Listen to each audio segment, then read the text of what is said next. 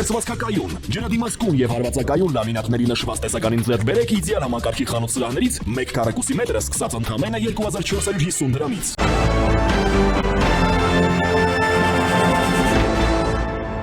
Ողջույն, դուք դիտում եք առաջին լրատվականը, ես Ժիրայր Ոսկանյանն եմ։ Ադրբեջանական կողմը շարունակում է ապատեղեկատվություններ տարածել, թե իբր Հայաստանի Հանրապետության զինված ուժերը շարունակում են խախտել հրադադարի պահպանման ռեժիմը սահմանի արևելյան եւ հարավարևելյան ուղղությամբ։ Հայաստանի ռազմական գերատեսչությունը արդեն 7 անգամ հանդես է եկել հերքումներով։ Հայտարարությամբ է հանդես եկել նաեւ Հայաստանի վարչապետի աշխատակազմը, պնդելով, որ Հայաստանի Հանրապետության զինված ուժերը չունեն պատճառ կամ հրահանգ հրադադարը խախտելու, նաեւ նշել են, որ ադրբեջանական կողմը Հայաստանի պաշտպանության նախարարությանը այդպես էլ չի փոխանցել որևէ հանգամանք եւ փաստ հրադադարի խախտման ուղղությամբ, հիշեցրել, որ Հայաստանը առաջարկել է հրադադարի խախտումների համատեղ մեխանիզմ մշակել, դրանք հետաքննել, ինչը Ադրբեջանի կողմից մնացել է անարձագանք։ Զրուցելու եմ Խաղաղության երկխոսություն կազմակերպության ղեկավար իրավապաշտպան Էդգար Խաչատրյանի հետ։ Բարի օր։ Պարոն Խաչատրյան, նախ սկզբից հասկանանք, թե ինչ նպատակ է հետապնդում ադրբեջանական այս տեղեկատվական տեռորը։ Դե մի քանի սցենար պետք է դիտարկենք, իրականում առաջին սցենարը սա փորձեր են, որպեսզի այդ հայ-ադրբեջանական փաստաթուղթը չստորագրվի, որովհետև նախորդ օրերին լսում էինք ոգևորություն թե Ադրբեջանից, թե Երևանից, որ կողմերը շատ մոտ են փաստաթղթի ստորագրմանը եւ որ գրեթե ավարտվել է փաստաթղթի նախնական տարբերակի վերաբերյալ բոլոր քննարկումները եւ սա կարծում եմ նաեւ Ադրբեջանի կողմից քաղաքականություն է, որպեսզի հիմնավորի թե ինչի Ադրբեջանը չի գնում ստորագրման։ Երկրորդ հնարավոր սցենարը սա նաեւ որոշակիորեն կասկածի տակ դնի եվրոպական դիտորդների այդ գտնվելը Հայաստանի Հանրապետությունում, այսինքն սա նաև պահանջն է Ադրբեջանի եւ Ռուսաստանի հեռացնել Հայաստանից դիտորդական առաքելությունը եւ ցավոք սրտի սա հենց պայմանագրի այն կետերից էր, որի վերաբերյալ եկան կողմերը համաձայնության ըստ էության Հայաստանը զիջեց այդ հարցում։ Բայց բերեք ուշադրություն դարձնենք մի շատ կարևոր փաստի վրա, որ հենց այդ նույն եվրոպական դիտորդական առաքելությունն է, որ օրերս արձանագրեց, որ Հայաստանի կողմից որևէ շարժ չի տեսնում, եւ սա կարևոր նաեւ արձանագրություն է ամբողջ աշխարհի համար, որտեղ հստակ երևում է, որ Հայաստանի կողմից նման սադրանք չի իրականացվում, եւ սա է հենց պատճառը, որ Ադրբեջանը եւ Ռուսաստանը այդքան շահագրգռված են, որպեսզի այդ դիտորդական առաքելության ներկայությունը չլիներ Հայաստանում, որովհետեւ սա ուղղակի իրենց այդ քարոզչության, իրենց կեղծ ապատեղեկատվության հնարավորությունները բավականին կրճատում է։ Շատ լավ, եթե Ադրբեջանը այդպիսի ցանկություն ունի, ապա նաև Եվրամիության դիտորդների արձանագրումները մեզ կարող են հուշել ու նաև այդ համաձայնագրի տեքստը համաձայնեցնելուց միջազգային այսպիսի լայն ուշադրությունը հարցի վրա, էլի բևեռելով, կարող ենք խոսել, որ հավանականությունը, որ Ադրբեջանը կարող է գնալ ռազմական գործողությունների բավականին նվազում է։ Ես կողմնակից չեմ, լսել եմ շատ փորձագետների, ովքեր որ փորձում են վերլուծություններ անել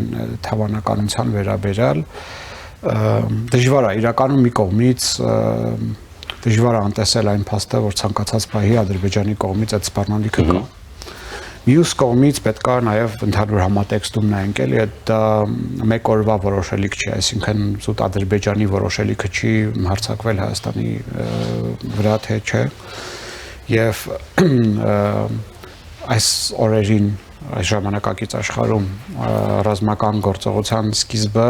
պետք է համաձայնեցված լինի բավականին մեծ թվով միջազգային դերակատարների հետ, այսինքն դա պետք է լինի կանաչ լույս օրինակ Թուրքիայից, Ռուսաստանից, ԱՄՆ-ից, Եվրոպական միությունից եւ այլն եւ այլն։ Դե իհարկե մենք հասկանում ենք, որ այս պարագայում Ադրբեջանի համար կանաչ լույսը պետք է լինի հավանաբար Թուրքիայից եւ Ռուսաստանից եւ շատ կարևոր է, որպեսզի այս գործողությունը հետո հնարավոր լինի բացատրել նույն Միացյալ Նահանգներին կամ Եվրոպական միությանը, որովհետև կարծում եմ բոլորիս համար ակնհայտ է, որ Ադրբեջանը որքան էլ ինքը տենց չի փորձում տարանջատել իրեն ամբողջ աշխարհից, շահագրգռված չէ բացարձակ ուրեմն իզոլացված ինչ որ ռիսկոյ դառնալու։ Սա ակնհայտ փաստ է։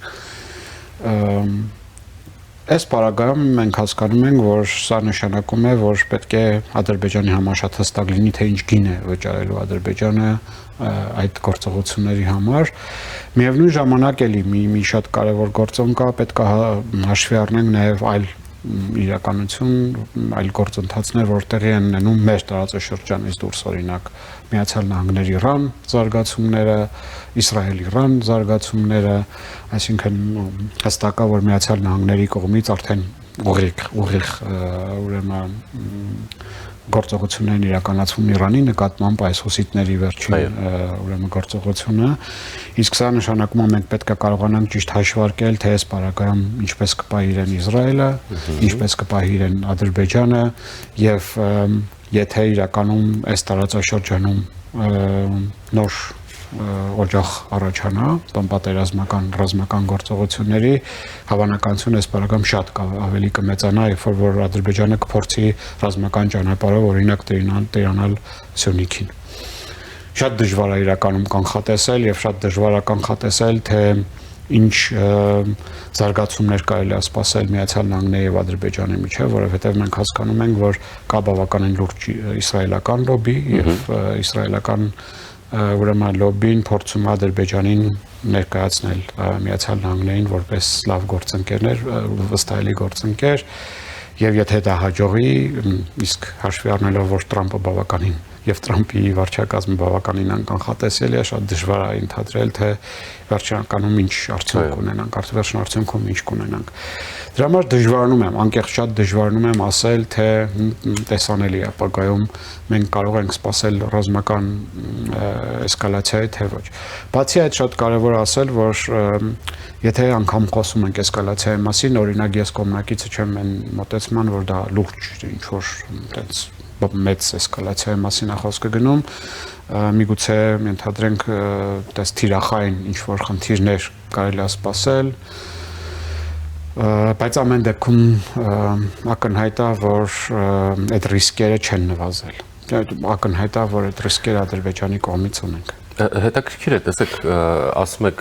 լայնամասշտաբ էսկալացիան այդքան էլ հավանական չեք համարում, ավելի շուտ կետային, հա, այսպես ասենք հարվածների դեպքում։ Հայաստանի վարքը այդ դեպքում ինչպիսին պետք է լինի։ Եթե Հայաստանը արձագանքում է, ենթադրվում է, որ այդ գործողությունները սկսում են շարունակվել, չէ՞։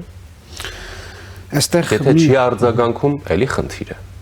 Շատ կարևոր հարց եք բարձրացնում եւ իրականում սա շատ ավելի բարդացնում է Հայաստանի մանևրելու հնարավորությունը։ Բերեք անկեղծ լինենք, մենք բոլորս էլ հասկանում ենք, որ շատ բարդ է այս շատ կոմպլեքս աշխարհաքաղաքական իրավիճակում փորձել մանևրել, փորձել ընդհանրեն կողմնորոշվել, ակնհայտ է եւ չեմ նախաձում Հայաստանի իշխանություններին։ Միևնույն ժամանակ շատ կարևոր է, որպեսզի Հայաստանը կարողանա հստակ մոտեցումներ ունենա, ընդհանրենք իր անվտանգության ապահովման բանի տեսանկյունից, հա, տեսեք, որովհետև մի կողմից մենք խոսում ենք այս անընդհատ եկող սպառնալիքների մասին, մյուս կողմից մենք հասկանում ենք, որ անվտանգության տեսանկյունից մենք բավականին խոցելի վիճակում ենք։ Շատ խոցելի ենք այն առումով, որ դեռ ՀԱՊԿ-ի անդամ ենք, ՀԱՊԿ-ի սառեցված անդամ ենք,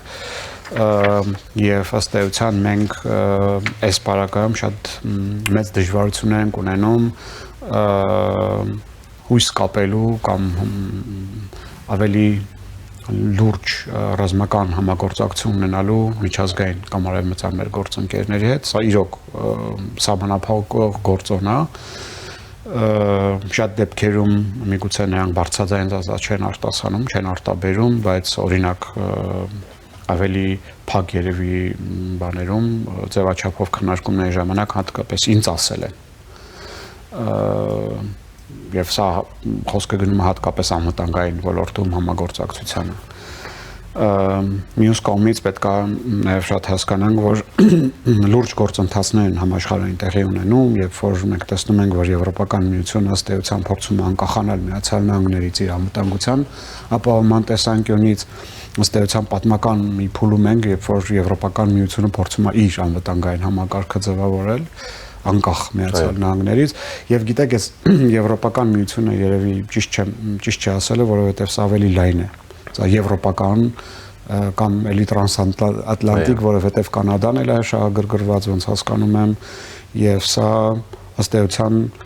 լինում է NATO-ի մեջ։ Եվ այս պարագայում շատ կարևոր է Հայաստանի համար, որպեսզի մենք կարողանանք տեղավորվենք այդ եվրոպական կամ տրանսատլանտիկ անվտանգային բանում, էլի գոտում, որովհետև գիտեք պետք է այդ փաստը արձանագրենք, մենք այլընտրանք չունենք։ Սրա մասին միշտ խոսում ենք, հա, բայց այլընտրանքը մնալ ռուսական անվտանգային համակարգում, իսկ այդ ռուսական անվտանգային համակարգը ըստ էության սպառնալիք է, ոչ թե փրկություն, որովհետև սա նշանակում է Հայաստանի ինքնիշխանության, սուվերենության նվազեցում եւ վերջնական ոչնչացում, սուբյեկտայնության ոչնչացում եւ այլն եւ այլն։ Տեսեք, դուք ասում եք, այո, անվտանգային լուրջ խնդիրներ մենք ունենք, մենք առնվազն 5 տարի դրա մասին ենք խոսում։ Եվ այդ համատեքստում հիշատակում եք նաև ՀԱՊԿ-ին։ Առնվազն էլի տարօրինակ է, որ Հայաստանը չի ձեռնփաստվում այդ կառույցից։ Եվ այդ իր անվտանգային խնդիրները լուծելու համար ավելի խորը կամ բազմաշերտ կամ ավելի ընդգրկուն հարաբերություններ, գործակցություն չի կառուցում այլ երկրների հետ, որոնց հետ մինչ հիմա կառուցել է այնքանով, որքանով հնարավոր է ՀԱՊԿ-ի դեյուրե անդամ լինելու տրամաբանության մեջ, հա։ Եվ երբ մենք խոսում ենք պարբերաբար այլընտրանքայնության մասին, Հայաստանը բաց է թողնում այդ ռուսական դուռը։ Հայաստանը տեսնում է ուրեմն իր այլընտրանքը նաև Ռուսաստանում, բայց ինչու, սա է հարցը, ինչու։ Որովհետև դժվար է պատկերացնել, որ Հայաստանը իդեմս Հայաստանի իշխանությունների, այսպես ասենք, հա, ինչ-որ մահապարտների խումբ է, որը պատրաստ է Հայաստանի զոհել գնալ Ռուսաստան, որը պատրաստ է Հայաստանին զոհել գնալ, չգիտեմ, Եվրամիություն, հա, եթե Հայաստանը զոհվում է, կոպիտ ասած, ոչ Ռուսաստանից գնում, ոչ Եվրամիություն ուղղակի, թաղում են քեզ պարզապես։ Հետևաբար, եթե այդ դուռը բաց է թողում, գուցե այո իշխանությունը տեսնում է այնտեղ նաև այլընտրանք, եւ պետք է հասկանալ, թե ինչու, ինչ որ բան կա, գուցե որ մենք չգիտենք։ Քիչ հավանական է, որ կա ինչ-որ բան, որը տենց առաջին հայացքից անտեսանելի է։ Կարծում եմ իշխանության քաղաքականությունը ասպարագայում կայանում է նրանում, որ ամեն դեպքում, ուրեմն ամեն գնով փորձել այդ էսկալացիայի ռիսկը նվազեցնել, ուրեմն Ադրբեջանի ցանկացած պահանջը կատարելով Եվ միգուցե գիտեք տրամաբանական է, որ մենք իշխանությունները փորձում են ամեն ինչ անել, որպեսզի նոր էսկալացիա չլինի, հասկանալով գոյություն ունեցող իրավիճակը եւ ռիսկերը։ Մյուս կողմից գիտեք, եթե հետևել եք, եթե ծանոթացել եք վարչապետի հարցազրույցին, որը օրերս տեղի ունեցավ թուրքական լրատվամիջոցների հետ, մի շատ վտանգավոր եւ շատ հետաքրքիր միտք հնչեցրեց վարչապետը, որ Հայաստանը բացի հիմնավորելով թե ինչա նշանակում այդ բալանսավորված եւ բալանսավորման քաղաքականություն, խոսքը գնում էր նրա մասին, որ մենք ոչ թե գնում ենք եվրոպական միություն, ոչ թե գնում ենք, չգիտեմ, եվրասիական տնտեսական միություն, մենք փորձում ենք հնարավորություններ ստեղծել, այսինքն չսահմանափակել մեր հնարավորությունները թե այն ճանապարհով գնալու, թե այն մյուս ճանապարհով գնալու։ Ինչը գիտեք, ինձ համար բավականին խնդրահարույց կոնցեպտ է։ Խնդրահարույց այն տեսանկյունից, որ օրինակ հենց նույն Ռուսաստանից մենք պարբերաբար լսում ենք, որ անհնար է, այսինքն դուք պետք է կամ այնտեղ լինեք, կամ մյուս տեղը լինեք, որի հետ չենք կարող չհամաձայնել։ Այսինքն անհնար է լինել համ Եվրոպական միության մաս, կամ համ Եվրասիական տնտեսական միության, անհնար է ուրեմն փորձել տեղավորվել Եվրոպական միության կամ ՆԱՏՕ-ի անվտանգային համակարգում եւ ՀԱՊԿ-ում, անհնար է, դա իրականում անհնար է։ Հիմա կոնցեպտը հավանաբար իշխանությունների, որ գիտեք, մենք ունենանք այս բոլոր հնարավորությունները սեղանի վրա եւ այդ դեպքում մենք որպես պետություն եւ Հայաստանի Հանրապետության քաղաքացիները ի վերջո կորոշեն թե որ ճանապարհն է մեզ համար ավելի ձեռնտու։ Այսինքն ինքը տենց կարճաժամկետ հավանաբար մոտեցում է, որ մի հատ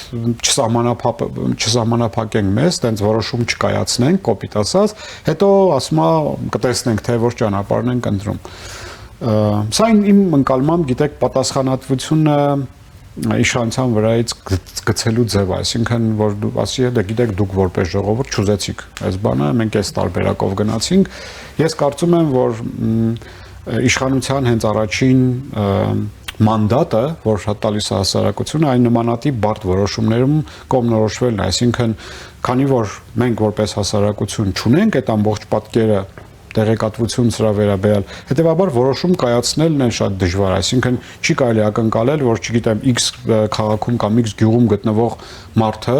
այնքան տեղեկություն ունի, որ ինքը կարողանա կողմնորոշվի եւ ընդհանրենք ասի չէ, լավ, որ մենք որպես պետություն այս ուղղությամբ ենք շարժվում։ Սա փոքր ավելի մոտեցում է, իմ կարծիքով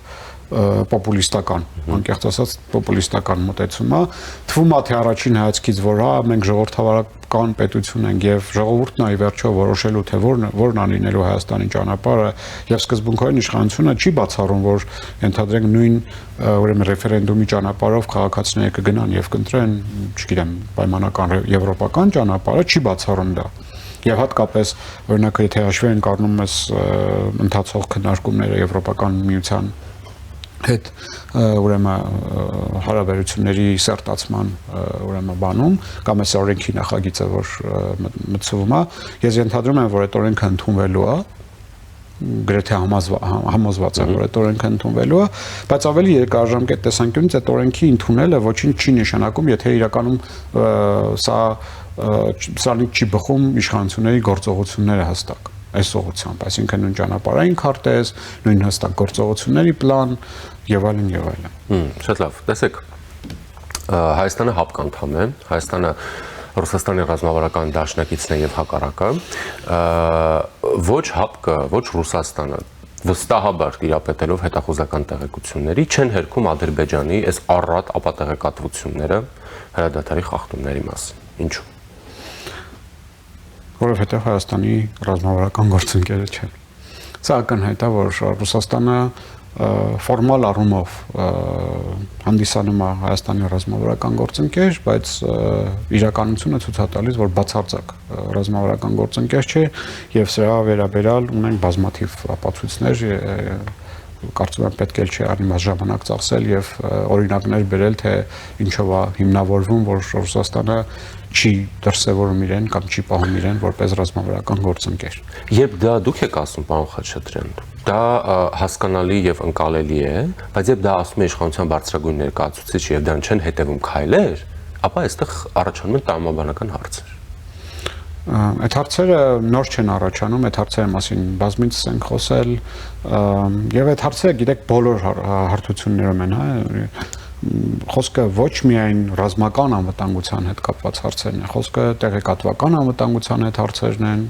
հիշում եք ժամանակին խոսակցություններ գնում, բայց ամենօրյա ռեժիմով քարոզչություն էր գնում ռուսական հեռուստաալիքներով, վարկաբեկում էին Հայաստանի Հանրապետությունը, վարկաբեկում էին իշխանություններին Հայաստանի Հանրապետության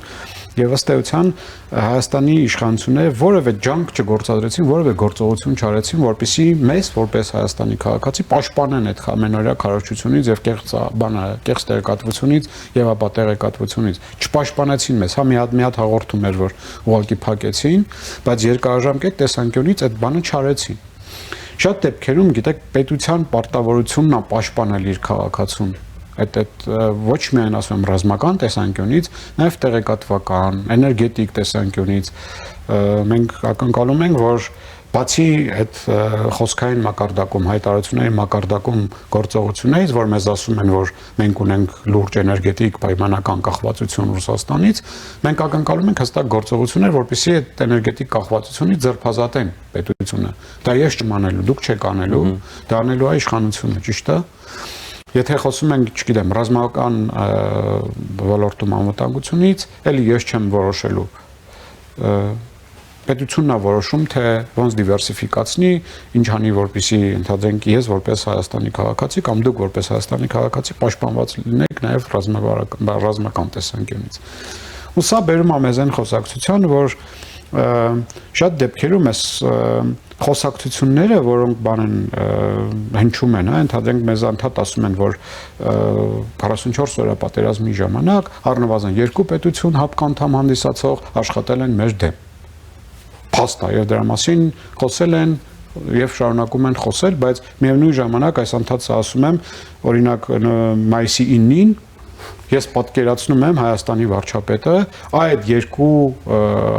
լիդերների հետ հապկանդամ հանդիսացող նույն Բելարուսի եւ Ռուսաստանի լիդերների հետ պետքա տրիբունայում կանգնած լինի եւ դիմավորի այդ շքերթը։ Չգիտես ինչի ու տեսեք, օրինակ Հայաստանի ընդդիմության կողմից դա չի որակվում որպես դավաճանություն։ Չի որակվում, որովհետև ակնհայտ է, որ Հայաստանի ընդդիմությունը ունի բացարձակ պրոռուսական դիրքորոշում։ Այսինքն, գիտեք, ոչ միայն չի որակվում, այլ նաև նրանք անընդհատ ամենօրյա ռեժիմով հարց են բարձրացնում, թե ինչի է Հայաստանը փորձում շեղվել ռուսական ծիրից։ Հա գիտեք, միթե դա զարմանալի է, եթե մենք դա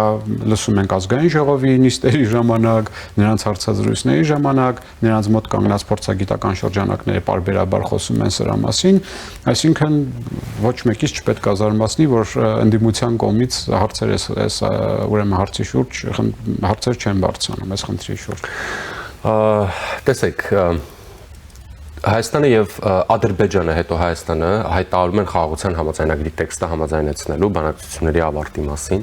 Դրանից հետո Միացյալ Նահանգների նախագահի անվտանգության հարցերով խորհրդական Օլցը հեռախոսազրույց է ունենում Հաջիևի, Ալիևի օգնականի հետ, նշում, որ պետք է այդ համաձայնագիրը արդեն ստորագրվի, ռազմագերիները ազատ արձակվեն եւ այլն։ Դրանից հետո մեկնարկում է Ադրբեջանի տեղեկատվական տերորը։ Միգուցե Բաքուն փորձում է Միացյալ Նահանգների նոր վարչակազմի կարմիր գծերը ստուգել։ Դա էլ հավանական սցենար է իրականում, բայց այստեղ շատ նուրբ տարեր կան, որ պետք է հաշվի առնենք, էլի կարմիր գծեր ստուգելը մեկ բան է, բայց ակնհայտ է, որ Ադրբեջանը շահագրգռված է Տրամպի վարչակազմի հետ նոր հարաբերություններ ձևավորել եւ սրա փորձերը մենք կարծում եմ տեսել ենք, Ադրբեջանը միշտ փորձել է ուղիղ կապ ձևավորել Տրամպի ապարատի հետ եւ չեմ կարծում, որ սա լավագույն մարտավարությունն է հարաբերություններ ձևավորել, եթե հնչում է Միացյալ Նահանգներից նման կոչ, նման առաջարկ փորձել բանանել, հա, ատամներ ցույց տալ։ Մյուս կողմից մենք պետք է հասկանանք, որ շատ կարևոր է նաև Ադրբեջանի համար ներկայանալ տարածաշրջանում որպես կարևոր եւ ուժեղ դերակատար, որովհետեւ մենք հասկանում ենք, որ Տրամպը սիրում է այդ ուժը։ Հա, եթե հիշում ենք Ուկրաինայի եւ Ռուսաստանի կամ Ուկրաինա Միացյալ Նահանգներ եւ Միացյալ Նահանգներ Ռուսաստան բանակցությունները, օվալ կաբինետում Տրամպը շարունակաբար ասում էր Զելենսկուն, որ ինքը քարտ չունի, խաղաքարտեր չունի, ու սա խոսում է նրա մասին, որ Միացյալ Նահանգների համար շատ կարևոր է, թե որն է ուժեղ դերակատարը եւ այդ ուժեղ դերակատարի թելադրված կանոններով է ինքը շատ դեպքերում առաջնորդվում եւ միգուցե Ադրբեջանի համար սա ընդհանրենք նշան է, ինչ որ սիմվոլ է, որով ինքը ցույց է տալիս, որ ինքն է որոշիչ դերակատարը եւ ինքը կարողանում է ընդհանրենք ազդեցություն ունենա։ Բայց սա էլ չգիտեմ այն պայմանական գործոնը, որ Հայաստանը փորձում է խախտել զինադադարը, ներկայացնում է Ադրբեջանի որպես ուժեղ դերակատար, թե չէ։ Շատ իրականում շատ շերտեր կան, որոնց վերաբերյալ վերլուծություն անելը բավականին բարդ է, որովհետև ասում եմ, ունենք շատ սահմանափակող տեղեկություններ սրա վերաբերյալ։ Բայց մի հատ էլ շատ կարևոր տար կա, որի մասին շատ կուզենայի խոսել, մենք պետք է նաև հասկանալ, թե Միացյալ Նահանգները ինչքան խորը կարող են գնալ եւ ինչ քայլերի են պատրաստ, որպեսզի այս տարածաշրջանում ազդեցություն ունենան, որովհետեւ ունենք փորձագիտական շրջանակներ, որոնք ասում են, որ Միացյալ Նահանգները ուղիղ հետաքրքրվածություն ունի մեր տարածաշրջանում, եւ կան շրջանակներ, ովքեր ասում են, որ չէ, Միացյալ Նահանգները ունի ամեն դեպքում հետաքրքրվածություն, ունենք Միացյալ Նահանգների կողմից ուղղակի հնչեցված այդ մոտեցումը, որ Միացյալ Նահանգները այս նոր Միացյալ Տրամպյան Միացյալ Նահանգները աշխարհին խաղաղություն բերող ուժն է, չնայած իրողությունը մի փոքր այլ բան է ցույց տալիս, բայց ամեն դեպքում Տրամպը խոսում է նրա մասին, որ իրանք պատրաստ են ներդրում ունենալ գլոբալ խաղաղության մեջ եւ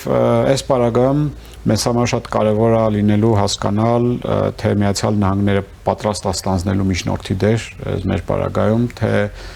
երաշխավորի դեր, որովհետև մենք բարբերաբար խոսում ենք նրա մասին, որ շատ վիճելի կոնցեպտ է, վիճելի մոտեցում է ունենալ համաձայնագիր Ադրբեջանի հետ, որը չունի երաշխավոր։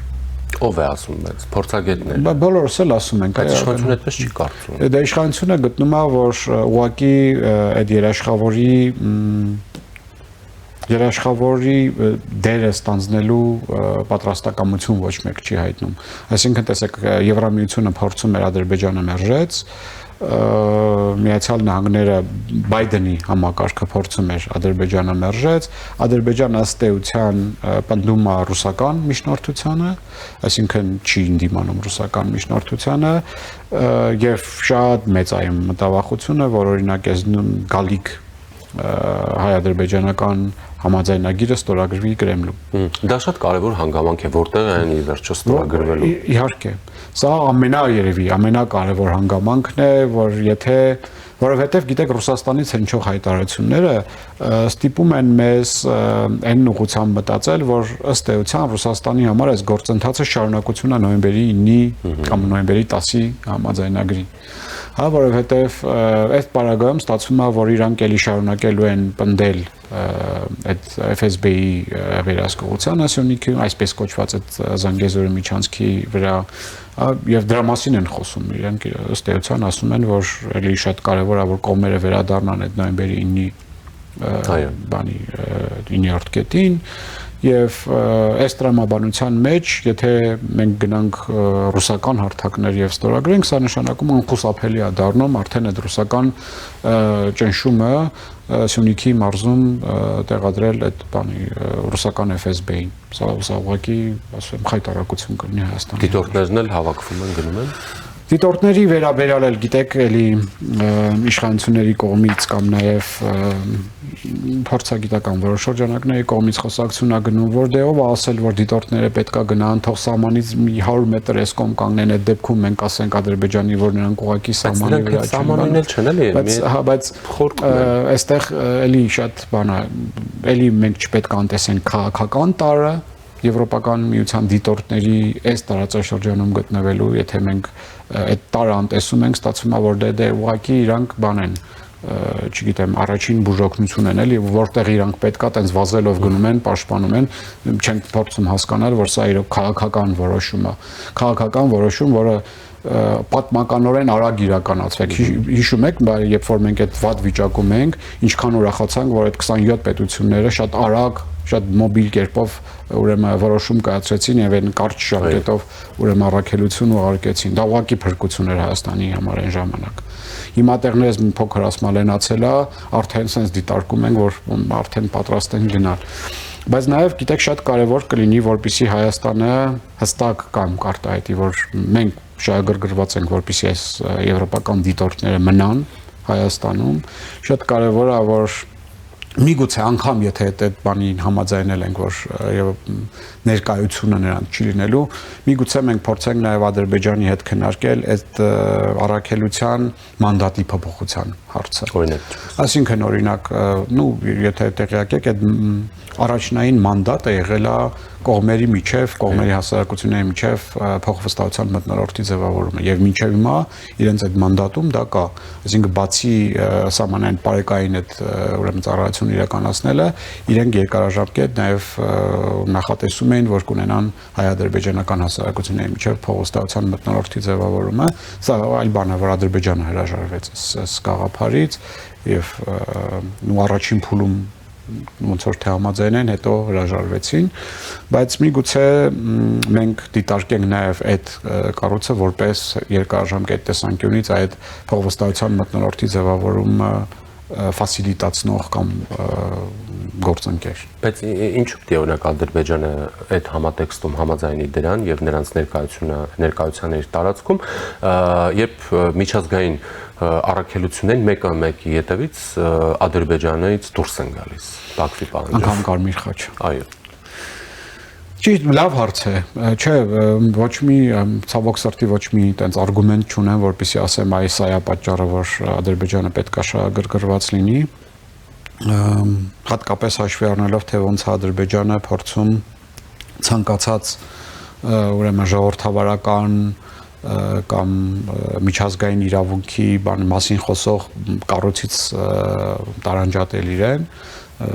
խոսում ենք անգամ հումանիտար հարցերով էլ եւ դա սա ուղղակի գիտեք երևի պատմության մեջ իր նախադեպը չունեցող իրողություն է եւ նաեւ այս տրամաբանության մեջ ենք դիտարկում այդ պահանջը Ադրբեջանի օրինակ նույն ՄԱԿ-ի ԵԱՀԿ-ի Մինսկի խմբի լուծարման հետ կապված հարցը, որովհետև սրանք միջազգային մեխանիզմներ են, որոնք ի վերջո հարցեր են բարձրացնելու նույն Արցախահայության իրավունքների հետ կապված, այդ բոլոր կառույցները, որոնց մասին մենք խոսում ենք, ուղղակիորեն առնչվում են մեր գերիների հարցերին, Արցախի բնակչության հարցերին, ընդհանրենք ՄԱԿ-ի միջազգային դատարանի հետ կապված հարցեր, այսինքն անգամ ՄԱԿ-ի որոշ կառույցներից է հրաժարվում։ Եվ լրիվ համաձայն եմ ձեզ հետ, որ այս պայմաններում դժվար ակնկալել, որ Ադրբեջանը օրինակ կոնկրետ այդ մի կառաքելության վերաբերյալ տենց կունենա դրական մոտեցում, բայց միևնույն ժամանակ սա էլ պետք է հասկանանք, որ Ադրբեջանը ամեն դեպքում շահագրգռված չէ լրիվ իզոլացնել իրեն աշխարհից։ Հիմա սա էլ շատ կախված է լինելու, թե ի վերջո ինչ պատկեր ենք ունենալու մենք մոտ ապագայում, ընդհանրենք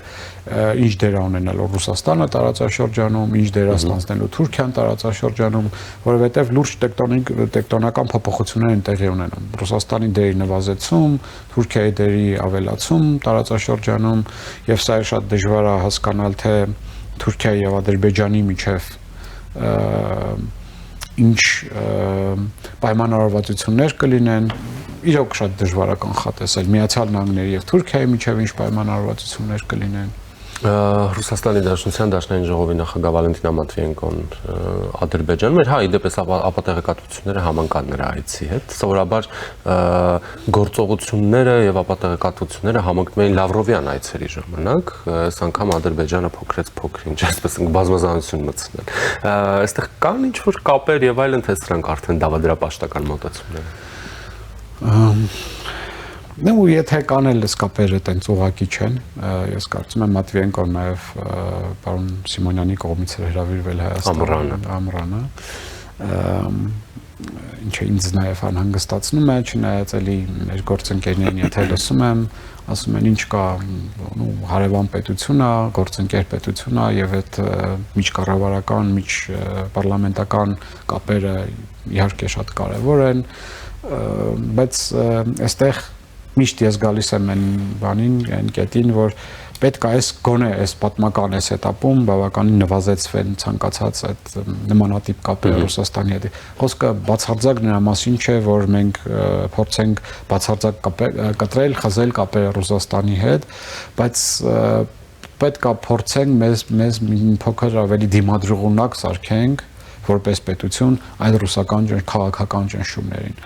Իսկ սա որոշակի, գիտեք, սահմանափակում է ընդհանրում, էլի, այսինքն դու քեզ սահմանափակես ընդհանրենք այդ ազդեցության հնարավորություններից։ Իսկ սրանք ուղղակի ազդեցության գործիքներ են։ Սա ճնշման գործիքներ են, որովհետև այդ նույն Մատվիենկոն գալու է, էլի բարձրացնելու է ռուսական դպրոցների հարցը, ռուսական լեզվի հարցը, իսկ սա արդեն նշանակում է երկարաժամկետ տեսանկյունից ռուսական ազդեցություն, հա, ընդհանրենք ռուսական այդ բաների դերն է բարձրանալու сотрудничествоների, չգիտեմ, ռուսկի դոմերի, սրանք բոլորը փոխկապակցված են, էլի չի կարելի սրանք դիտարկել, այս process-ները դիտարկել մեկը մյուսից զատ։ Կախված է նրանից, թե ինչքան բանես դեր ես տալիս դու քո պետության ներսում Ռոսսատրուդնիչեստվային եւ ինչքան ազդեցություն ունի քաղաքական Ռուսաստանի Դաշնությունը քո հասարակության վրա։ Կախված է նրանից, թե ինչքան ես դու հնարավորություն տալիս ուրեմն հանրային մուլտիպլեքսում ռուսական ալիքները, այդքան դրանով աճում է դրանց ազդեցությունը հասարակության ընկալումների վրա։ Ինչ վերաբերում է Ռոսսոտրուդնիչեստվոյին, ռուսական տաներին եւ այլն, դեռ Մատվիենկոն չեկե, բայց նրանք նույն Երևանում մարզերում են։ Երևանում էլ են ընդլայնվում։ Օրինակ Բաղրամյան պողոտայում բացվել է նոր ռուսական տան շենք, որը արդեն գործում է Մեծ Բրիտանիայի դեսպանության նախագահ։ Այո, տեսել եմ։ Տեսել եմ եւ սա ինձ համար ասում եմ լրջագույն վտանգ է եւ եթե ուսումնասիրում ենք օրինակ նույն Մոլդովայի փորձը Մոլդովայում կայացած ընտրությունների վերջի եթե ուսումնասիրում ենք վրացական փորձը մենք պետք է հասկանանք թե ինչ վտանգ ենք մենք թողում հիմա մեր տուն ոնց են այդ նույն ուժերը այդ նույն ռոսատրոնիչստվաները հետո փորձելու ազդեցություն ունենալ մեր ընտրությունների վրա Շնորհակալ եմ Ես եմ շնորհակալ Զրուցակիցս Խաղաղության երկխոսություն կազմակերպության ղեկավար իրավապաշտպան Էդգար Խաչատրյանն էր։ Ես Ժիրայր Ոսկանյանն եմ, մնացեք առաջինի հետ։